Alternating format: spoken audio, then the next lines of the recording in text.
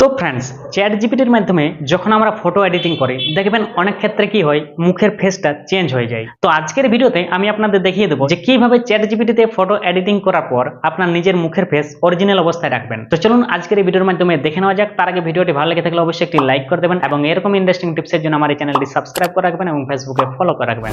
তো দেখুন কি করবেন, প্রথমে গুগল ক্রোম অ্যাপ্লিকেশনটা ওপেন করে নেবেন। এরপর এখানে সার্চে গিয়ে লিখবেন এআই রিমেকার, এখানে এটা লিখে সার্চ করে নেবেন। প্রথমে দেখুন যে লিঙ্কটা চলে এসেছে রিমেকার.ai, এখানে ট্যাপ করবেন।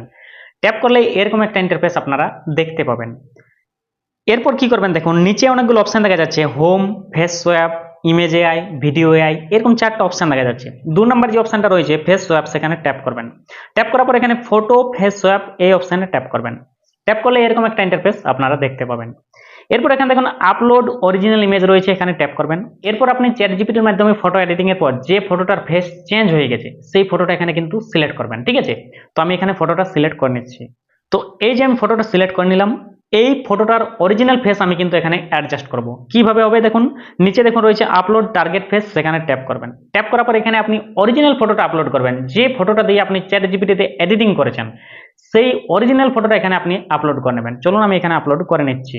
তো দেখুন আমি অরিজিনাল ফটোটা এখানে আপলোড করে দিয়েছি। এই ফটোটা দিয়ে আমি চ্যাট জিপিটি এডিটিং করার পর এই ফটোটা তৈরি হয়েছে, ঠিক আছে, ব্ল্যাক অ্যান্ড হোয়াইটটা। এরপর এটার ফেস চেঞ্জ হয়ে গেছে, তো এটার ফেসটা আমি অরিজিনাল ফেসে নিয়ে আসবো। তো কি করবো দেখুন, এখানে নিচে সোয়াইপ অপশন রয়েছে, সেখানে ট্যাপ করবেন। ট্যাপ করলে কিছু সময় আপনাকে অপেক্ষা করতে হবে। কিছু সময় পরেই আপনার যে অরিজিনাল ফেস সেটা কিন্তু এখানে অ্যাডজাস্ট হয়ে যাবে।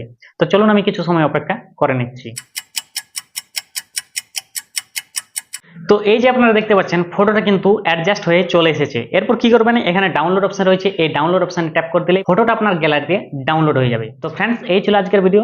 আশা করি ভিডিওটা আপনাদের ভালো লেগে থাকবে। যদি ভালো লেগে থাকে অবশ্যই একটি লাইক করে দেবেন। তো চলুন বন্ধুরা, আজকের ভিডিও এই পর্যন্ত। দেখা হচ্ছে পরবর্তী নতুন ইন্টারেস্টিং ভিডিওর সাথে। ততক্ষণ সবাই ভালো থাকবেন, সুস্থ থাকবেন। ধন্যবাদ।